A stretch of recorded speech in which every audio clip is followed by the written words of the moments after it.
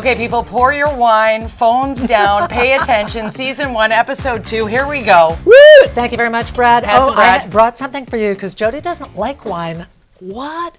So she likes like cider, wine. and I thought, I do love allow cider. me to pour you a little bit of cider to kick off episode 2 Thank you. of Steele and Vance. Why is it you don't like wine again? I love wine. For the record, do not allow Lynda Steele to give you propaganda about my love of wine. I thought you were love going to say, wine. don't let Lynda pour the glass or it's going to be I know, up to you. it could. Our Riedel glasses, our wine wings. They Cheers, my are. love. These are the Cheers, most my- huge, delightful glasses I've ever used. And I keep thinking as I talk, as I'm a hand waver, that I'm going to go, whoosh, and this Riedel glass is going to fly across the studio. It'll happen.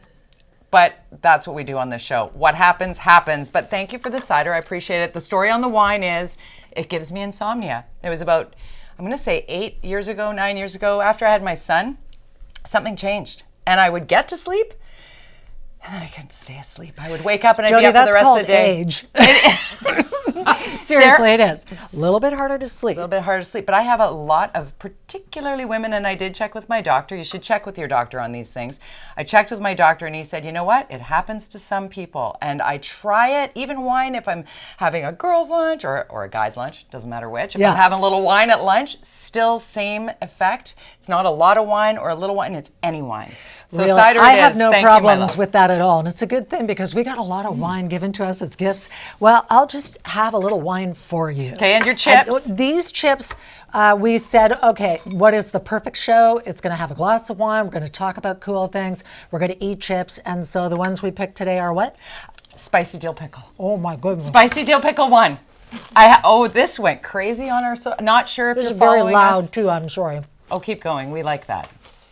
It's You know- it's a big thing on TikTok. So last week, Yes. if you tuned in, and I hope you did, we had Jan Arden on, and she was so amazing. She flew herself here to be on the show. So I thought, who could be the most fabulous second guest? Ryan Reynolds. He follows me on Twitter, so I sent him a little DM and said, is there any way you would consider coming on the show? I haven't heard back yet. We're best friends, though, now. Do you know? We are. Ryan and I were like peas in a pod, in the colonoscopy pod. Oh, okay. Well, we should explain this Okay. because Ryan Reynolds was making a lot of waves on Twitter this week because what happened is he has bought a Welsh football team. Right. And he and his partner, who purchased it together, had a bet that if his partner, Rob McElhaney, could learn to speak Welsh quickly, then Ryan Reynolds would have a colonoscopy publicly. And this is what happened. So great. Nath Ryan betio vun un dim gali diski Cymraeg. Oh, you picked some up. Lost the bet. Yes. And so God bless them because so many people are afraid to talk about having a colonoscopy.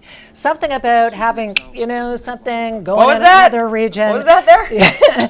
Right? And so they don't do it. But Ryan Reynolds did. And in fact, they found something kind of concerning. So I'm going to back it up just a little bit because he is my best friend because we both had a colonoscopy last That, week. that 'cause makes them buddies. We're buddies. Right? Mm-hmm. But honestly, when the call comes in and someone says, okay, your GI appointment is on this date, you don't question that in a healthcare system that is very busy and somewhat overwhelmed. We'll get to that later. And I got the call weeks and weeks and weeks ago that mine would be the Monday of the week we'd launch this show. What? No. So The Tuesday, sorry, Okay. after the long weekend. P.S. and by the way, the prep is the hardest part of a colonoscopy. Don't be fearful of it. Clearly, Ryan Reynolds is shining the light on the fact that it is very turnkey. It's something that we who might have a predisposition. My mom is a colon cancer survivor, 2-time colon cancer survivor. She's alive today because she had a colonoscopy before early detection and conversations like this were happening. I'm very passionate How many about have this. you had? 4. Okay, and so you just had one. I did. How was it? We have a picture of Jody in her Okay. hospital gown. Here we go. No, it's very Looking glamorous. good, Vance. Look at you. You look awesome. Oh, I do. I look you like. do. You look fantastic. So the context to this picture. You look like keep a it up role there. model. Well, that's very kind. Keep it up there, Derek, because I want people to look at this and understand that this was a selfie not meant for television. I sent this picture to my significant other, Brian, when he said, "How's it going?" So I was in the change room. I've just put the one what do you call it? The Gown. Gown, thank you. I put one on backwards and one on frontwards, Smart. which is what they tell you to do. And then you go in, and I'm telling you, it was shorter than a dental appointment. I was in and the out. gown or the appointment?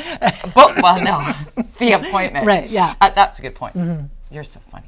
But I did. I went in and I was like, okay. And they found for the first time, I've been getting these every 5 years since I was 40. I just turned 55. Yes, I'm very proud of my age. Thank you. And so this was my fourth time through, and they'd never found anything. And this time they found one small polyp. And they remove it right away, right? They remove it right away, just like Ryan Reynolds. They found one small polyp. Ryan. Please come on the show and tell us all about your experience. And also there's a new documentary called Welcome to Wrexham, which is the name of his football club. There's millions of people can get love cider you in there. BC. We should also talk about what else we're doing on the show. Yes, I want to show you a picture that I saw this week on Twitter that makes me crazy about the random violence in downtown Vancouver, which is where I live. Someone took a giant cinder block and they went around to a Toronto Dominion Bank near Chinatown and they smashed every single window, $70,000 worth of damage. Police arrested someone. They found them in Crab Park where there happens to be a homeless encampment. I don't know if the person is homeless or not. And they said the only motive was apparently just to cause destruction and property damage. That makes me crazy. I'm just going to do this with Lynda because See, here's look the picture. at this. This is ridiculous damage. There's a lot of anger out there. And we're going to have Vancouver Police Department Deputy Chief Howard Chow in studio to talk about that and yet another stranger attack on a young man. It is unbelievable, being a born and raised Vancouverite, the level of angst that is prevalent in the city right now. I'm very much looking forward to speaking with Deputy Chief Howard Chow about this because, full disclosure, as you have connections to law enforcement, Lynda, I also do. My cousin is a constable. Sergeant. Sorry, Cindy. No, she's a sergeant. demoted Sorry. on I'm so used to saying that. No, she's amazing. But, I worry about our law enforcement officers and the level of crime that we're seeing. I mean, we all as a society need to come together in some way to try and calm the waters and cool the temperature. Like we're everywhere you go in every part of the city. This is not a downtown east side problem. This is not a bad part of the whatever. This is the echo effect of the stresses that have been put upon us as a society over these last couple poverty, of years. the opioid crisis, mental health, untreated mental health situations. And so I also think when you're inclined to say defund the police, this is a really difficult job. And 99.999% of the police officers in Metro Vancouver and right across the province are doing the best they can. Yeah. So think about what you're saying and support these people in doing a difficult job. We also have another special guest on the show today. Brad West. He's kind of stuck in traffic right now as we speak, coming Yeah. back from the UBCM. He literally might be joining us by video or in studio. We don't know, but one way or the other, we're going to have Brad West here. But I also want Mayor to... of Port Coquitlam. Mayor of Port Coquitlam. Sorry, I just assume everybody knows Mayor Brad. I do. Yes. He's pretty cool. But before we just pause here to go to break and take care of some business, I want to talk about the beautiful reaction we have had for this show. Thank you. We were flooded with emails and tweets and all kinds of messages from you who had tuned in to watch our premiere episode. This one is, I thought, Bernie Pascal? Is that the Bernie Pascal? I literally had a weepy moment when I saw this. Bernie Pascal is a hero. He's a Hall of Famer. He happens to be one of my idols of getting into sports. You may remember Bernie from his long career doing sports nightly on the news. So thank you, Bernie, for watching and for being a part of the Steele and Vance family. We had another one from a former colleague of yours, Dawn Choubet, and she also said some lovely things. I like that, entertaining and smart. Yes, thank you so much, Dawn, and thank you to everybody who watched. There's a lot of one to know one, Dawn. Stuff coming, right? Yeah, Dawn is incredibly talented. She is. She come and sing at Christmas.